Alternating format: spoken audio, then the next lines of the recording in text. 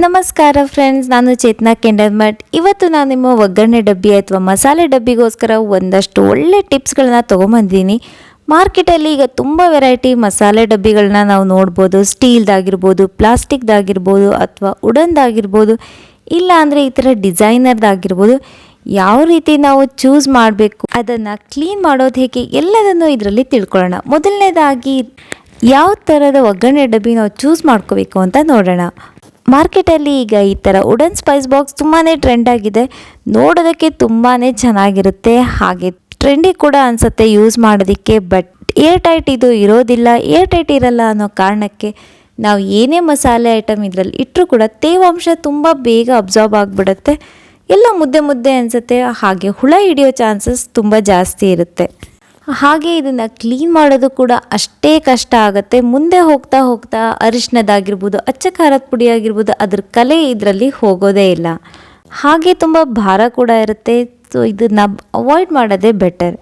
Next ನಾವು ಮಾತಾಡೋಣ ಪ್ಲಾಸ್ಟಿಕ್ಕಿಂದ್ರ ಬಗ್ಗೆ. ಪ್ಲಾಸ್ಟಿಕ್ದು ನೋಡೋದಕ್ಕೆ ತುಂಬಾ ಸುಂದರವಾಗಿರುತ್ತೆ, ಲೈಟ್ ವೆಯ್ಟ್ ಕೂಡ, ಹಾಗೆ ಈಸಿ ಮೇಂಟೆನೆನ್ಸ್. ಬಟ್ ಏನೇ ಆದರೂ ಮುಂದೆ ಹೋಗ್ತಾ ಹೋಗ್ತಾ ಇದರಲ್ಲೂ ಅರಿಶಿನ ಅಥವಾ ಅಚ್ಚ ಖಾರದ ಪುಡಿ ಕಲೆ ಆಗೋ ಚಾನ್ಸಸ್ ಇದ್ದೇ ಇರುತ್ತೆ. ಬಟ್ ಏರ್ ಟೈಟ್ ಇರೋದ್ರಿಂದ ಇದ್ರಲ್ಲಿ ಮಸಾಲೆ ಪದಾರ್ಥ ಹಾಳಂತೂ ಆಗೋದಿಲ್ಲ. ಬಟ್ 24 hours ನಮ್ಮ ಮಸಾಲೆ ಇದರಲ್ಲೇ ಇರೋದ್ರಿಂದ ಎಷ್ಟೇ ಒಳ್ಳೆ ಪ್ಲಾಸ್ಟಿಕ್ ಇದ್ದರೂ ಕೂಡ ನನ್ನ ಪ್ರಕಾರ ಪ್ಲಾಸ್ಟಿಕ್ ಅವಾಯ್ಡ್ ಮಾಡೋದೇ ಒಳ್ಳೆಯದು. ಇತ್ತೀಚೆಗೆ ಮಾರ್ಕೆಟಲ್ಲಿ ಈ ಥರ ಡಿಸೈನರ್ ಒಗ್ಗರಣೆ ಡಬ್ಬಿ ತುಂಬಾ ಟ್ರೆಂಡಿ ಆಗಿದೆ. ನೋಡೋದಕ್ಕೆ ಎಷ್ಟು ಚೆನ್ನಾಗಿ ಅನಿಸುತ್ತೋ ಇದನ್ನು ಮೇಂಟೈನ್ ಮಾಡೋದು ಅಷ್ಟೇ ಕಷ್ಟದ್ದು. ಮೊದಲನೇ 2 ವರ್ಷ ತುಂಬ ಚೆನ್ನಾಗಿ ಅನಿಸುತ್ತೆ. ಆಮೇಲೆ ಹೋಗ್ತಾ ಹೋಗ್ತಾ ಎಣ್ಣೆ ಕಲೆ ಆಗಿರ್ಬೋದು, ಅರಿಶಿನ ಕಲೆ ಆಗ್ಬೋದು, ಮಸಾಲೆ ಇದು ಆ ಡಿಸೈನ್ ಒಳಗೆ ಧೂಳು ಕೂತ್ಕೊಂಡಾಗ ಅದನ್ನು ಕ್ಲೀನ್ ಮಾಡೋದು ಅಷ್ಟೇ ಕಷ್ಟ ಇದೆ.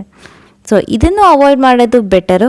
ಹಾಗಾದರೆ ನಿಮ್ಗೆ ಅನಿಸ್ತಿರ್ಬೋದು ಇಷ್ಟೆಲ್ಲ ಆದರೆ ಮತ್ತು ಯಾವ ಥರ ನಾವು ಚೂಸ್ ಮಾಡಬೇಕು ಅಂತೇಳಿ. ಈ ಥರ ಸ್ಟೀಲಿಂದ ನಾವು ಮೊದಲಿಂದ ಏನು ಯೂಸ್ ಮಾಡ್ತೇವೆ ಅದೇ ತುಂಬ ಬೆಸ್ಟ್. ಇದು ಈಸಿ ಮೇಂಟೆನೆನ್ಸ್, ಲೈಟ್ ವೆಯ್ಟ್ ಕೂಡ, ಹಾಗೆ ಇದನ್ನು ಹೊರಗಡೆನ ನೀವು ನೀರು ಹಾಕಿ ತೊಳೆದ್ರೂ ಕೂಡ ನೀರು ಒಳಗೆ ಹೋಗೋದಿಲ್ಲ. ಜೊತೆಗೆ ಏರ್ ಟೈಟ್ ಇರೋದ್ರಿಂದ ಮಸಾಲೆ ಕೂಡ ಹಾಳಾಗೋದಿಲ್ಲ. ಈಗ ನೆಕ್ಸ್ಟ್ ಟಿಪ್ ನೋಡೋಣ. ನಾವು ಎಷ್ಟೇ ನೀಟಾಗಿ ಮೇಂಟೈನ್ ಮಾಡಬೇಕು ಅಂದ್ಕೊಂಡ್ರು ಕೂಡ ಮಸಾಲೆ ಪದಾರ್ಥ ಅದರಲ್ಲಿ ಚೆಲ್ಲುತ್ತೆ. ಅದಕ್ಕೆ ನಾವು ಯಾವಾಗಲೂ ಮಸಾಲೆ ಪದಾರ್ಥನ ಮುಕ್ಕಾಲು ಭಾಗಕ್ಕಿಂತ ಜಾಸ್ತಿ ತುಂಬೋದನ್ನು ಅವಾಯ್ಡ್ ಮಾಡಬೇಕು. ಹಾಗೆ ಮತ್ತೊಂದು ಟಿಪ್ ಏನಪ್ಪ ಅಂದರೆ, ಪ್ರತಿಯೊಂದು ಮಸಾಲೆಗೂ ಬೇರೆ ಬೇರೆ ಚಮಚ ಉಪಯೋಗಿಸೋ ಅಂಥ ಅಭ್ಯಾಸ ಮಾಡ್ಕೊಳ್ಳಿ. ಯಾಕೆ ಅಂದರೆ ಒಂದಕ್ಕೊಂದು ನೀವು ಸ್ಪೂನ್ ಉಪಯೋಗಿಸಿದಾಗ ಅದು ತುಂಬಾ ಮೆಸ್ಸಿ ಅನಿಸುತ್ತೆ. ಅರಿಶಿನದ ಪುಡಿ ಸ್ವಲ್ಪ ಜೀರಿಗೆ ಒಳಗೆ ಹೋಗುತ್ತೆ, ಜೀರಿಗೆ ಸ್ವಲ್ಪ ಸಾಸಿವೆ ಒಳಗೆ ಬೀಳುತ್ತೆ, ಅದು ನೋಡೋದಕ್ಕೂ ಚೆನ್ನಾಗಿ ಅನ್ಸೋದಿಲ್ಲ ಅಲ್ವಾ? ಸೊ ಆದಷ್ಟು ಬೇರೆ ಬೇರೆ ಸ್ಪೂನ್ನೇ ಉಪಯೋಗಿಸಿ. ಹಾಗೆ ನಮ್ಮಲ್ಲಿ ತುಂಬ ಜನರಿಗೆ ಉಪ್ಪನ್ನು ಒಗ್ಗರಣೆ ಡಬ್ಬಿಲಿ ಇಡೋ ಅಭ್ಯಾಸ ಇರುತ್ತೆ. ಅದು ತಪ್ಪು ಅಂತ ಅಲ್ಲ, ಬಟ್ ಆ ಥರ ಮಾಡೋದ್ರಿಂದ ಉಪ್ಪು ತುಂಬ ಬೇಗ ತೇವಾಂಶನ ಹೀರ್ಕೊಳ್ಳೋದ್ರಿಂದ ಮಸಾಲೆಗೂ ಆ ತೇವಾಂಶ ಹೋಗುತ್ತೆ. ಜೊತೆಗೆ ಸ್ಟೀಲ್ ಒಗ್ಗರಣೆ ಡಬ್ಬಿ ಇತ್ತು ಅಂದರೆ ಉಪ್ಪಿಂದ ಅದು ಜಂಗ್ ಹಿಡಿಯೋ ಚಾನ್ಸಸ್ ತುಂಬ ಜಾಸ್ತಿ ಇರುತ್ತೆ. ಸೊ ಇದನ್ನು ಅವಾಯ್ಡ್ ಮಾಡಿ. ಈಗ last but not the least ಅನ್ನೋ ಥರ ಒಂದು ಸೂಪರ್ ಟಿಪ್ ಹೇಳ್ತೀನಿ. ನಾವು ಎಷ್ಟೇ ನೀಟಾಗಿ ಮೇಂಟೈನ್ ಮಾಡಿದ್ರು ನಾ ಹೇಳ್ದಂಗೆ ಮಸಾಲೆ ಚೆಲ್ಲುತ್ತೆ. ಅದನ್ನು ಕ್ಲೀನ್ ಮಾಡೋದು ಪದೇ ಪದೇ ತುಂಬಾ ರಿಸ್ಕಿ ಅನಿಸುತ್ತೆ. ಅದಕ್ಕೆ ಒಂದು ಒಳ್ಳೆ DIY ತೊಗೊಂಬಂದಿದ್ದೀನಿ. ಮನೇಲಿ ಈ ಥರ ಯಾವುದಾದ್ರೂ ಒಂದು ಕಾಟನ್ ಬಟ್ಟೆ ಇರ್ಬೋದು ಅಥವಾ ನಿಮ್ಮ ಕುರ್ತಾದು ಉಳಿದಿರೋ ಬಟ್ಟೆ ಇರ್ಬೋದು, ಅದನ್ನು ಹೀಗೆ ಸ್ಪ್ರೆಡ್ ಮಾಡಿ ಅದರ ಮೇಲೆ ನಮ್ಮ ಒಗ್ಗರಣೆ ಡಬ್ಬಿನ ಉಲ್ಟಾ ಇಟ್ಟು ಪೆನ್ನಲ್ಲಿ ಮಾರ್ಕ್ ಮಾಡಿ ಅದನ್ನು ಕಟ್ ಮಾಡಿಬಿಟ್ಟು ಹೀಗೆ ಒಗ್ಗರಣೆ ಡಬ್ಬಿ ಕೆಳಗಡೆ ನಾವು ಇದನ್ನು ಇಟ್ಬಿಡೋಣ. ಹೀಗೆ ಮಾಡೋದ್ರಿಂದ ಏನಾಗುತ್ತೆ, ನಿಮ್ಮದು ನೆಕ್ಸ್ಟ್ ಟೈಮ್ ಯಾವಾಗ ಮಸಾಲೆ ಚೆಲ್ಲಿದ್ರೂ ಕೂಡ ಅದು ಬಟ್ಟೆ ಮೇಲೆ ಚೆಲ್ಲಿರುತ್ತೆ, ನಿಮ್ಮ ಮಸಾಲೆ ಡಬ್ಬಿ ಏನೂ ಆಗೋದಿಲ್ಲ. ಇದೇ ಥರ 2-3 ಬಟ್ಟೆ ಮಾಡಿಟ್ಕೊಂಡ್ರೆ ಒಂದನ್ನು ಒಗೆಯೋಕ್ಕೆ ಹಾಕಿದಾಗ ಇನ್ನೊಂದನ್ನು ಇಡ್ಬೋದು.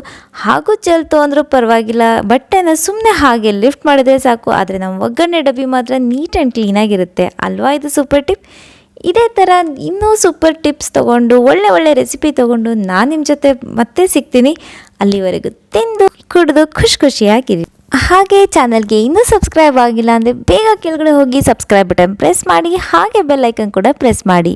ಮತ್ತೆ ನಾನು ಸಿಗ್ತೀನಿ.